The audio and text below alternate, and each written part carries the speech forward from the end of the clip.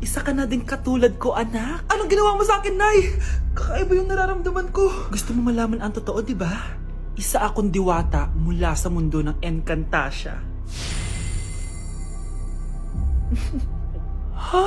At isa sa kapangyarihan ko ay ang manipulahin ang picture na nasa cellphone mo. Bakit di mo lang sinabi sa akin, Nay? Dahil ngayon ang tamang panahon, anak. At nasa katawan mo na ang kapangyarihan na para sa'yo. Pero, paano ko malalaman kung ano yung kapangyarihan ko? Ikaw ang tutuklas niyan, anak. Ano kaya magiging kapangyarihan ko? Baka nagiging invisible ako.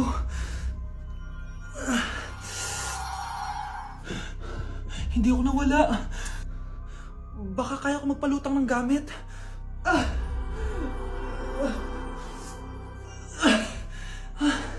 Hindi lumutang. Ang hirap naman neto. Baka kaya ko tumagos sa pintuan.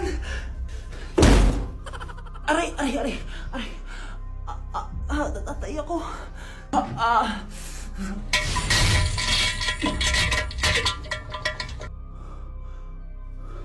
Ano yun?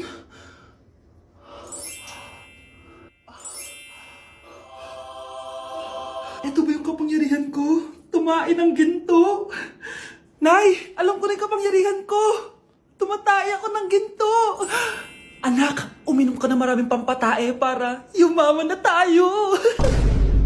Talino mo talaga, Nay.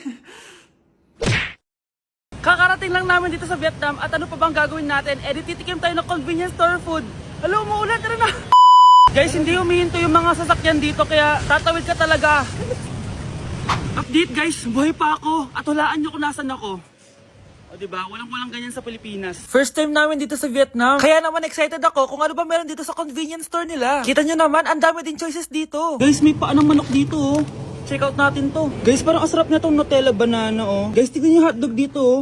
Kinakain daw to ng hello kaya i-check out na natin to. Tignan nyo yung mga drinks nila dito, parang lalagyan na lang ng ice. Parang masarap to guys oh, itong kulay ube.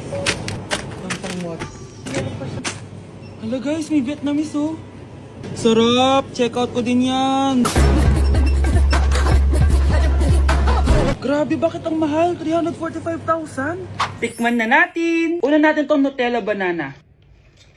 Guys, tignan nyo. Masarap siya. Bilhin nyo to guys. 10 out of 10. Next natin tong Thai chili paste and chicken floss. Let's go. Medyo malansa siya guys. Pati nga sa loob niya. Sarap. 10 out of 10 din to guys. So ito daw. Tignan natin. Puro laman. Oo nga. Sobrang sarap, walang eme. Sarap. Ano naman ito, pusa? Sorry. Oh, ay. Ala, sarap nito. Sarap niya. 1 million out of 10. Next natin tong hotdog nila na hindi na niluluto. So ganito siya guys. Pinil ko lang siya. Ang sarap! 9 out of 10 to sa akin. Next natin tong mix na spicy Korean chicken. Ayan, ganito yung itsura niya. Sarap siya. Hindi ko sabay. Sarap kaya. 8.5 out of 10. Masarap siya. Next natin tong Changarotyong na chicken feet or paa ng manok. Chicken feet talaga siya. As you can see, boneless siya. So wala na ata siyang boneless siya. Ayan guys. Hindi pala siya boneless, may buto siya. Oh. Ayoko siya. 2 over 10 lang siya talaga guys. Okay, next naman itong mga barbecue nila. Ayan, iba't ibang flavor siya. 6 over 10 lang to sa akin. Okay guys, next ito, parang chicken ata. May lasa siyang efficacent oil. Ayoko to. 3 over 10 lang to sa akin. Ito guys, medyo spicy. Oo nga, lasang efficacent oil. Okay lang naman. 4 out of 10. Okay, next, itong empanada nila. Based sa texture na para siyang hopya. Tama nga ako guys, lasa siyang hopya. 5 out of 10 to sa akin. So last but not the least, itong leche flan nila. Ban flan yung pangalan. So wala sa binigyan na kutsara. Para siyang leche flan na hindi sobrang tamis. So, 7 out of 10. So, yun lang naman guys. Kung gusto nyo ng part 2, comment lang kayo dyan. Bye! Like sugar on my tongue, tongue, tongue. Your body so sweet. Ayan! Kaya pala ang laki ng bill na kuryente natin. Nakabukas pala na matagal yan. Anay, uso kasi to yung sugar on my tongue. Sugar on my... ganun. May alam din ako uso na pwede mong gawin. Talaga, Nay? Ano yun? Gagawin ko. Walang baon for a day. Ipambabayad ko sa kuryente yung baon mo. Nay naman eh. Ito na, isasara ko na to. Huwag mong babawasan baon ko ah. Akin na nga tong cake na to. Sige na, pumasok ka na sa kwarto mo.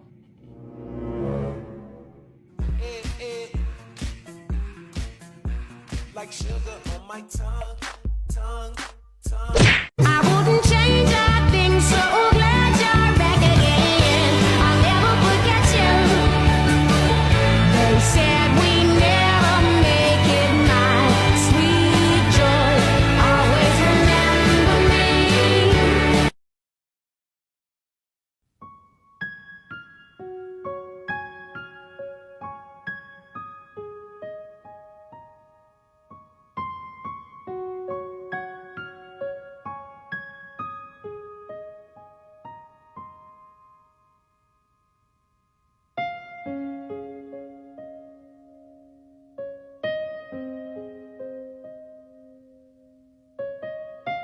Decote, disse a vela descer, desceu, desceu, se a vela descer. Hala, iba na section ko. Saan yung section 1? Ba't napunta ako dito? Ito na ba yung section 1? Good afternoon, everyone, especially to all of the panelists, advisors, and especially to our co-researchers who attend this virtual conversation. So, good afternoon, everyone. Namamatay ng dahil sa iyo, ma'am. Ibig sabihin po nito ay kabayanihan ng mga Pilipino na isinakripisyo ang kanilang buhay para sa kalayaan ng ating bansang Pilipinas. Huwag lang tayo puro salita! Dapat ipinapakita din natin sa ating ginagawa! Ikaw, bago ka lang dito, di ba? What is the biggest mistake? Ma'am, the biggest beef stick. Anong beef steak, ha? Alis na ako dito. Kakagising ko nga lang pala mga mare. Charot lang, kanina pa ako gising. Habang tumatae nga pala ako mga mare, bigla ako may naisip ng pagkakakitaan. Kaya naman nagpahatid na ako mga mare sa malapit na grocery sa amin. Bagong-bago nga pala itong naisip ko mga mare at wala pa nakakagawa nito. Bumili na nga ako ng mga kakailanganin ko mga mare para hindi tayo maubusan ng stocks mamaya. Pagka uwi ko nga, inumpisan ko na agad magluto mga mare. Para naman marami tayong kitain ngayong araw. Wala talagang lugi dito sa small business na naisip ko. Dahil sa isang pack na to, 200 orders na ang magagawa ko dito mga mare. Kakaiba talaga tong fries ko mga mare. Dahil sinigang powder ang nilagay ko dito mga mare. Ito nga pala yung 70 pesos mga mare. Sobrang sulit na talaga. Sa sobrang mura nga nito mga mare, nanganganib pa ako malugi. Pero hindi na importante yun mga mare, basta marami tayong customer. Nakakatakam nga tong sinigang fries natin mga mare, for sure dadayuhin to. Hindi na talaga nakapaghintay ang mga customers natin mga mare. Kita niya naman sa mga mukha ng mga customers natin mga mare na masaya sila. Sobrang nagustuhan nga nila yung sinigang fries natin mga mare. Babalik-balikan daw nila to. Ang saya pala kumita mga mare, lalo na't galing sa dugot pawis. Okay class, the nomination for Muse is now open. Ma'am, I nominate myself. Subukan niyo mag-nominate ng iba. Pa-main character talaga siya oh. Ma'am, I nominate Scarlett.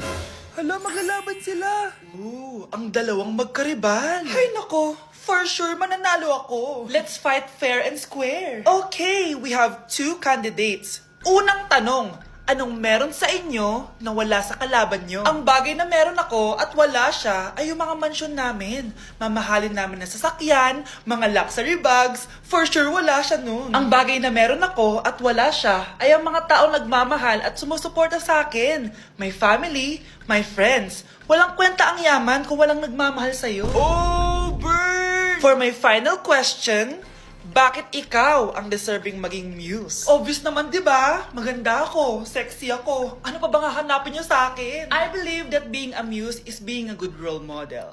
I am confidently beautiful to show the classroom, the school rather, that I have what it takes to be a good role model. And I thank you. We love you, Scarlett! Itaas ang kamay kung boto kay Cheska. Okay? Itaas ang kamay kung boto kay Scarlett. Okay, Cheska! Panalo ako! Pwede ka nang bumalik sa upuan mo. Meron na tayong bagong muse, si Scarlett! Deserve!